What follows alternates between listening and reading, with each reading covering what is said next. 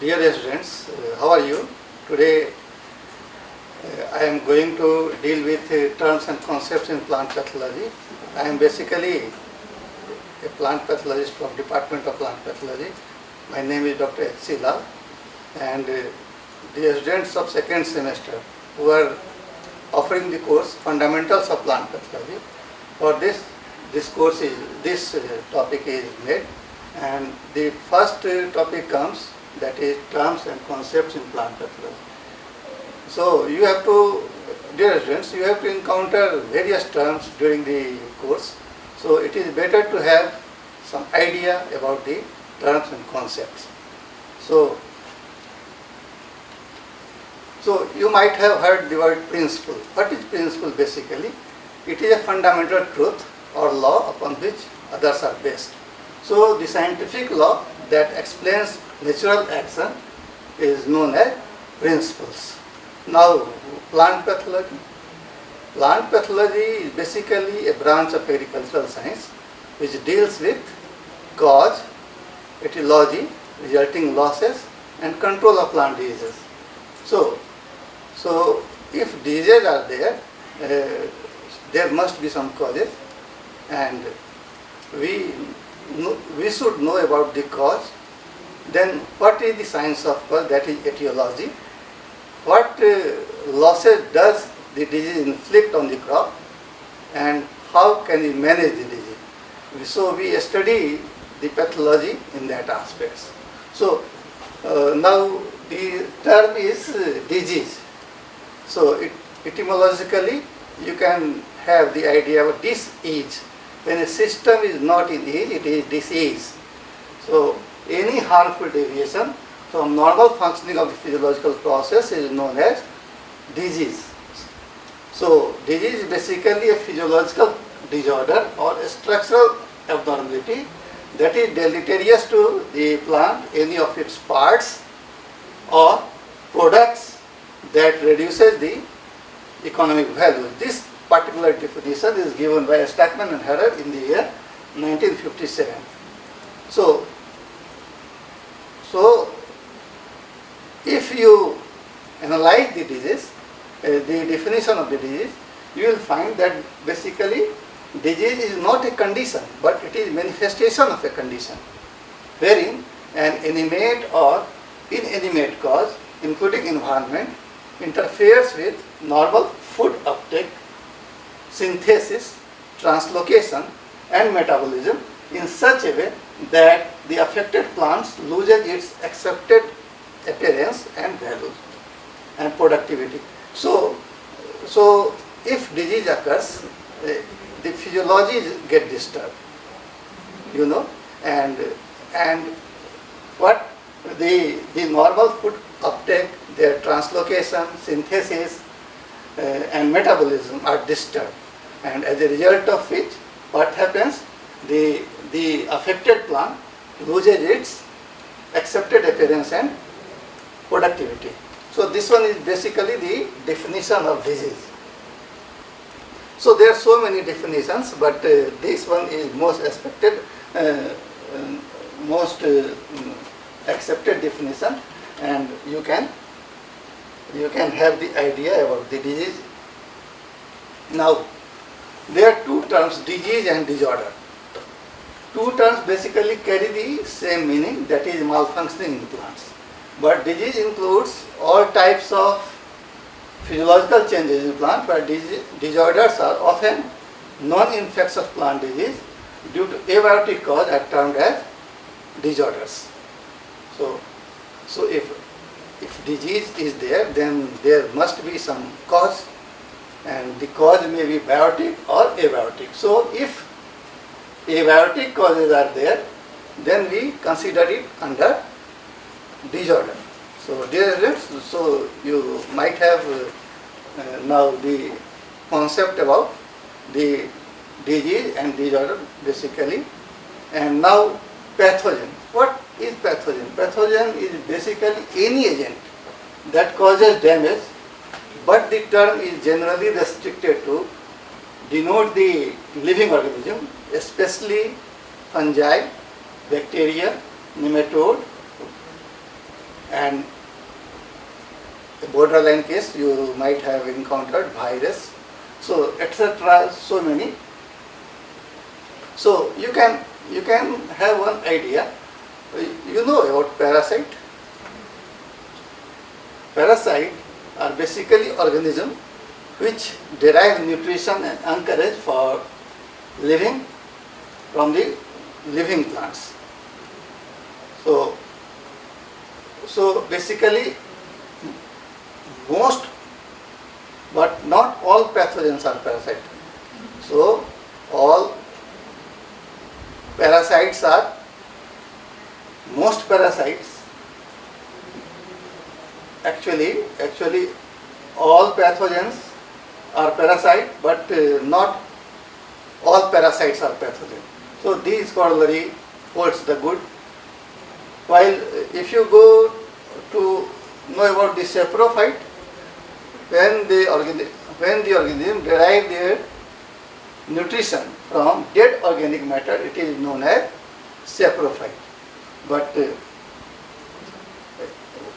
then one term is hemibiotroph. Hemibiotroph means the hemibiotrophs attack the living tissue in the same way as biotrophs, but they continue to grow and reproduce even after the tissue is dead. So they live as biotrophs, but in absence of that, they continue to grow on the dead organic matters. So they are known as hemibiotrophs. Now necrotrophs. Necrotrophs kills the host tissue in advance of the penetration and then live on it saprophytically. So they are also known as perthotrophs or perthophytes. Example, Sclerotium rolfsi. Then facultative parasites are basically a saprophyte, but under favorable condition they attack the living plants, or under favorable condition they become parasites. Now biotrophs. You might have heard the word obligate parasite. So the organism which, regardless of the ease with which they can be cultivated on artificial media, always obtain their food in nature from living tissue, on which they complete their life cycle, are called biotrophs or obligate parasite. So obligate parasites and their growth, the living organism is must. So living host is must, should be must. Okay. For example, you can have the idea about rust, then smuts and powdery mildew. These are basically the obligate parasites. Then pathogenicity. What is pathogenicity? It is basically the ability of a pathogen to cause disease, while pathogenesis is the chain of events. Pathogenesis is the chain of events that leads to disease development. Sorry, this one would be chain, not chain. So this is the chain of events that leads to disease development, is called pathogenesis, while pathogenicity is the ability of the pathogen to cause disease. Now there is a term virulence. Virulence is a measure or degree of pathogenicity of an isolate or race of a pathogen, and the term aggressiveness is used to describe the capacity of a pathogen to invade and grow. Basically, aggressiveness is the capacity of a pathogen to invade and grow into the host. Okay, while the virulence is the measure of degree of pathogenicity of an isolate or race of the pathogen. So this term is used as a measure of pathogenicity. Virulence and aggressiveness are used as a measure of pathogenicity. Now, hemibiotroph, a plant pathogenic fungus that initially requires living host cells, but after killing the host cell, grow on the dead and dying cell, is called hemibiotrophs. So what is invasion now? Students, it is basically the penetration and spread of pathogen into the host is called invasion. And colonization is the growth of pathogen, particularly a fungus in the host after the infection is known as colonization. So basically after the infection process is completed, the pathogen establishes itself in the host tissue and derive nutrition and grow there and increase their numbers. So colonization is basically the growth of the pathogen in the host cell. Now disease may be you might have heard the disease cycle. So cycle means it is a continuous process and many events are there. So when a type of disease is referred to those caused by pathogen that can complete only one life cycle in one crop season of the host plant is known as simple disease cycle. There is two types of disease cycle, simple or compound disease cycle. Okay, so when the life cycle is completed in a host, one life cycle is completed in a host in per season, then it is simple. But more than one life cycle is completed in a host in single season, then it is called compound disease cycle or multiple disease cycle or polycycle. So some pathogen, especially fungus, that is rust. You can have the idea of rust. Some pathogen, especially fungus, can complete a number of life cycles within a crop season of the host plant, and the disease caused by such pathogen is called multiple cycle disease. That is wheat rust, blast, late blight. So you might have heard that rust has so many kind of spores. That is 5 stages of spores are there. That is Picniospores, Aciospores, Iridospores, Teliospores and Basidiospores. But the repeating spores are Iridospores. So through Iridospores, the Iridospores are formed, many cycles are can be completed within a crop season. So this is multiple cycle disease or polycyclic. What is alternate host? The plant not related to the main host of parasite fungus, but it produces in different stages to complete the one cycle. That is known as alternate host. So you might have heard that the rust in wheat is a heteroceous disease. So rust is heteroceous rust, that is Puccinia, and the rust completes its cycle in two hosts. So first is wheat and other is barbaris. So here the alternate host is barbaris. You might find the alternate host in the hilly terrain, and that is the Himalayan region. You can get the. And now the collateral host, the wild host of the same family of the pathogen, is called collateral host. Okay. So now other term is crop damage. It is defined as any reduction in the quality or quantity of yield or losses of revenue resulting from crop injury. So now the term is deficiency. What is deficiency? Abnormalities or disease caused by lack of or subnormal level of availability of some or more essential nutrients. So that is known as, you might have heard that zinc deficiency is there, then boron deficiency is there, then you might have heard a disease, Khera disease. Khera disease that appears in the rice due to deficiency in zinc.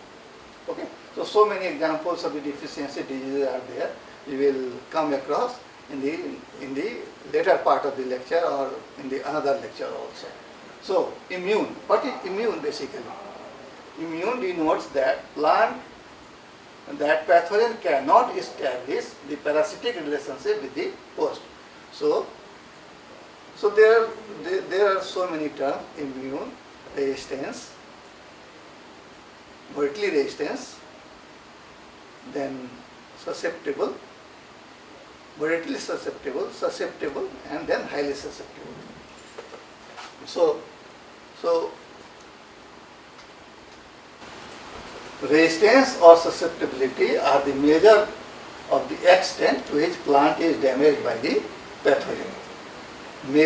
This is basically the measure of the extent to which the plant is damaged by the pathogen, or it is the extent to which the plant prevents the entry or subsequent growth of the pathogen. So resistance is what? It is the extent to which plant prevents the entry or subsequent growth of the pathogen within the host tissues. So high resistance, low susceptibility approaches immunity, and between this resistance and susceptibility, high resistance and susceptibility are varying degree of resistance or susceptibility, that is immune. I earlier told you that is immune, highly resistance, moderately resistance, moderately susceptible and highly susceptible. Basically if you have the scale, then you can say that if the pathogen cannot establish the pathogenic relationship on the host, then it is immune. So it will come on the lower side of the scale, and highly susceptible come on the upper right side of the scale. So in between the right and left side there are so many reactions, that is highly resistant, moderately susceptible, then highly susceptible. Okay. Now resistance may be of so many kind, that you can call that uniform resistance, or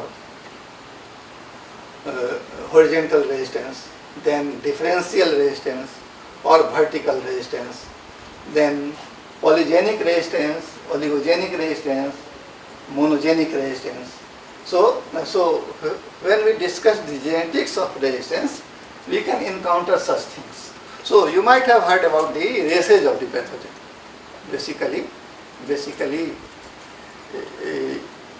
the idea of race appeared that you know that the pathogen are very host specific. It means if the pathogen infecting the wheat crop won't infect the rice, like you can't have heard the disease of rust in rice, and you can't have heard the disease of blast in wheat.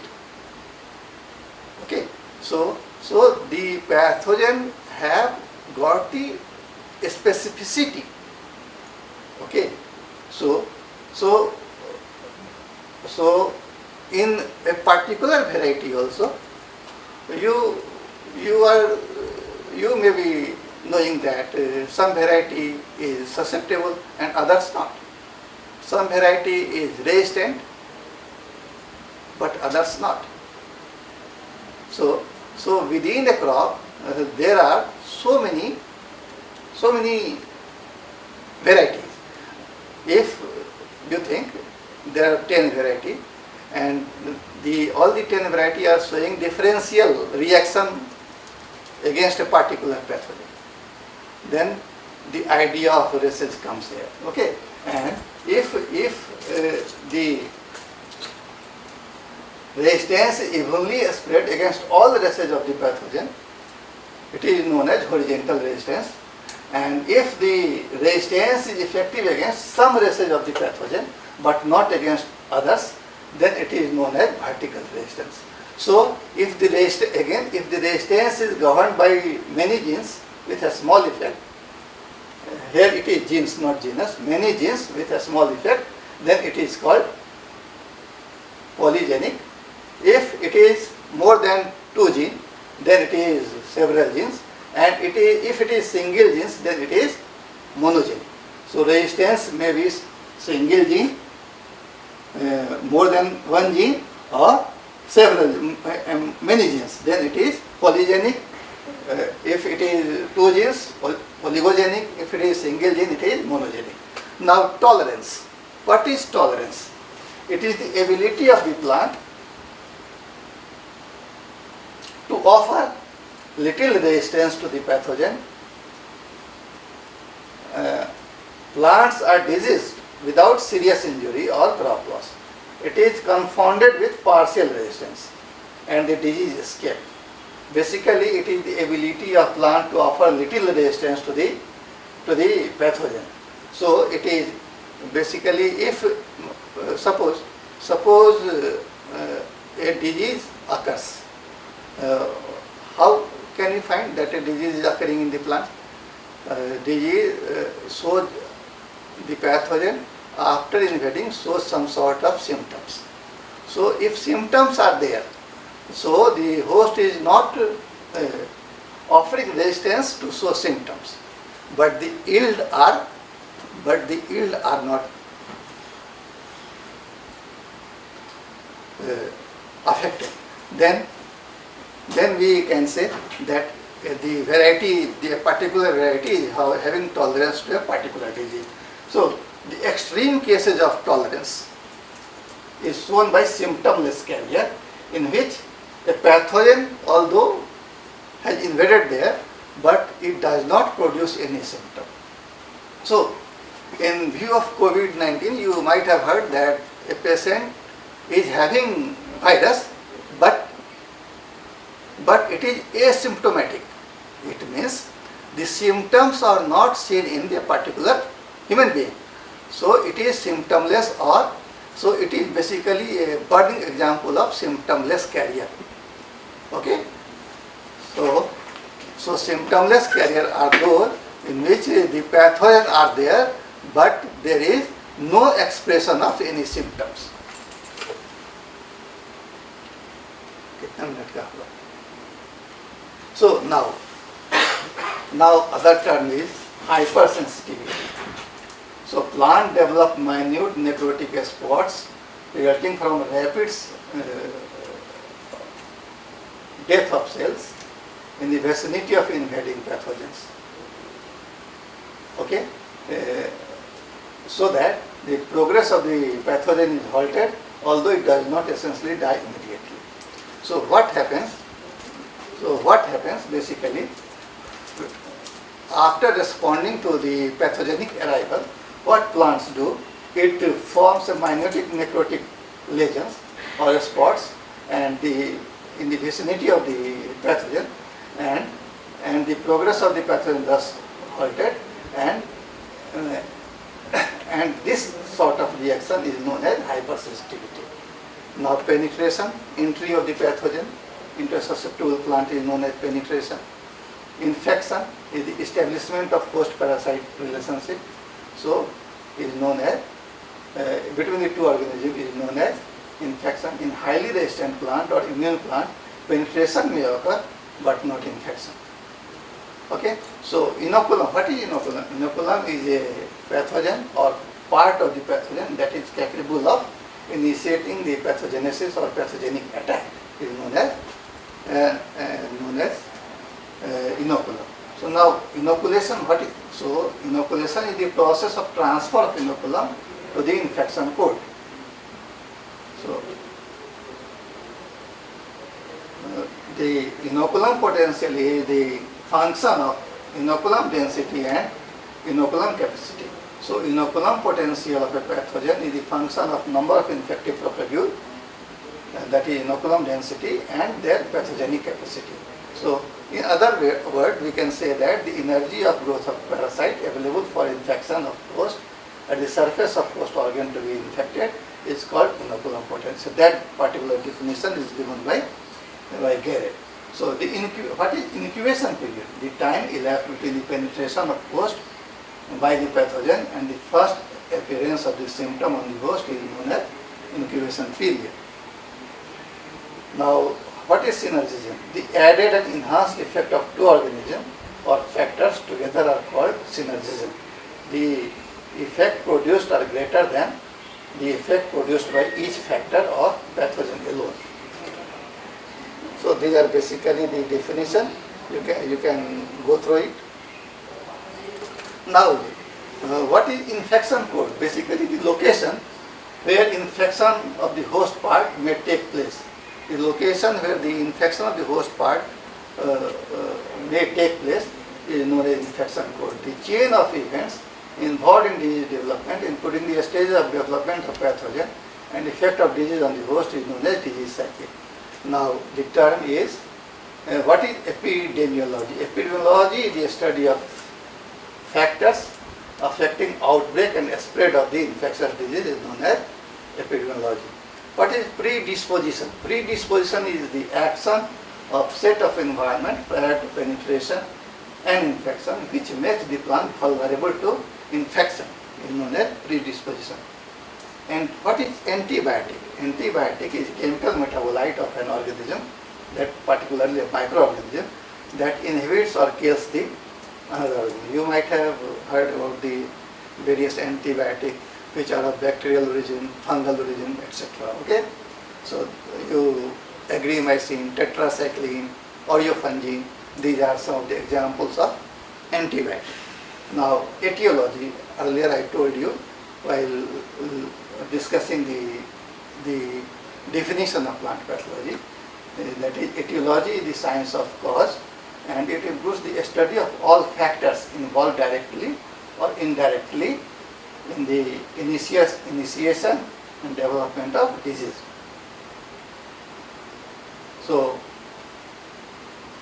now what is symbiosis? Living together of unlike organism is known as symbiosis. The two organisms being known as symbionts. What is antagonism? Antagonism, when one organism is harmed by the process in which one organism is harmed by another organism is known as antagonism. And the organism which inflict harm is known as antagonist. Now the fungitoxic, fungicides and fungicides, these words describe the agents which adversely affect the fungi.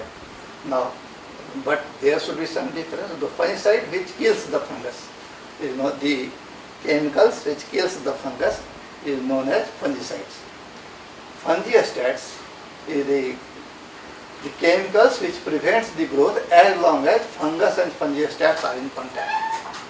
As long as the fungus and fungicides are in contact, the growth of the fungus is halted.